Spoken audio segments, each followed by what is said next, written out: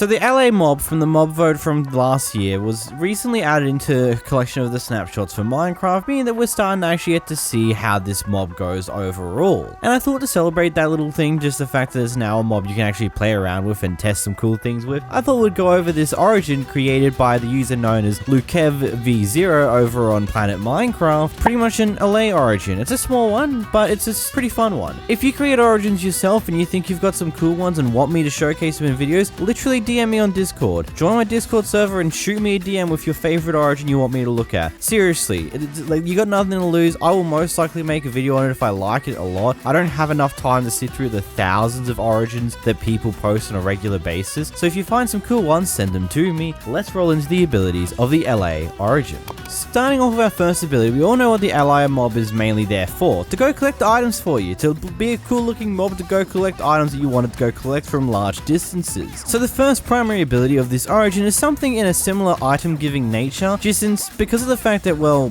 human Minecraft players can go pick up items like the Allay themselves. Instead, we have a different type of item giving mechanism.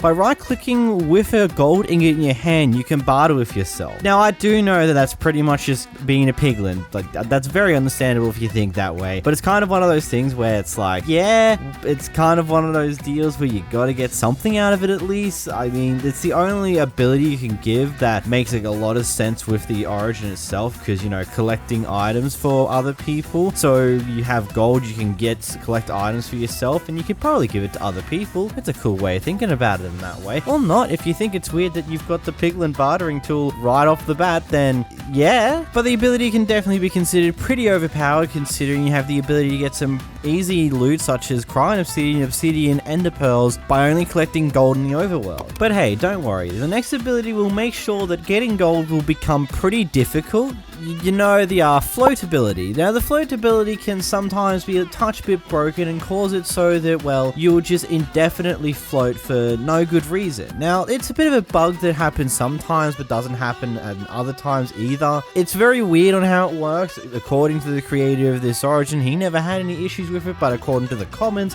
some other people have had issues with it, and I also have issues with it myself in the variant that I'm using here. The origin does work on 1.17 and 1.16 as well, so that might be the reason why it's broken for me, because I'm using it in 1.18. The floating ability is quite nice. It uses the levitation ability to auto get you to float, and it pretty much just hovers you in the same area that you were when you move away from a block. You can't exactly go down too easily without creative flight being used, so it's definitely a bit of a iffy broken part there. The next ability is that you're transparent. You're see-through.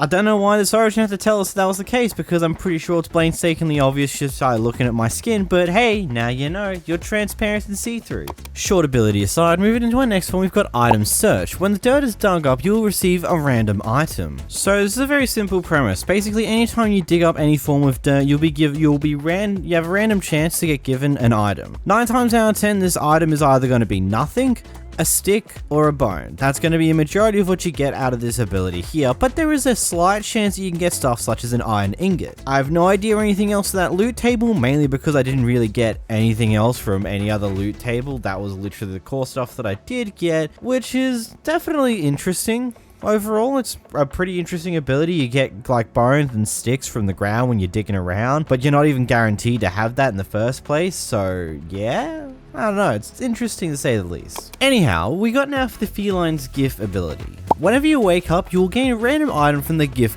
cat item pool. So basically, if you guys didn't know, there's a little bit of a mechanic that if a cat sleeps on a bed with the player, the cat will give you a random item when you wake up. It's a weird little thing that most people don't even realize exists in the game, but it has its own little item pool. Most of the time, it's pretty shoddy items that aren't exactly always useful. Most of the time, it's like little weird, wacky things, and overall, it's something pretty interesting. Essentially, the main things you can get from this is a rabbit's foot, a rabbit's hide, a piece of string, rotten flesh, feather, raw chicken, or something that could be maybe a bit more useful, a phantom membrane. Overall, you might not find too good of a use for it, but it's still a pretty useful bonus item that you can get every time you wake up in the bed anyhow. Next, we have calming music. Every entity gets stunned for 8 seconds. This ability has a 13-second cooldown. Finally, we have an interesting ability that relates back to the Allay's mechanics again. Took a minute there.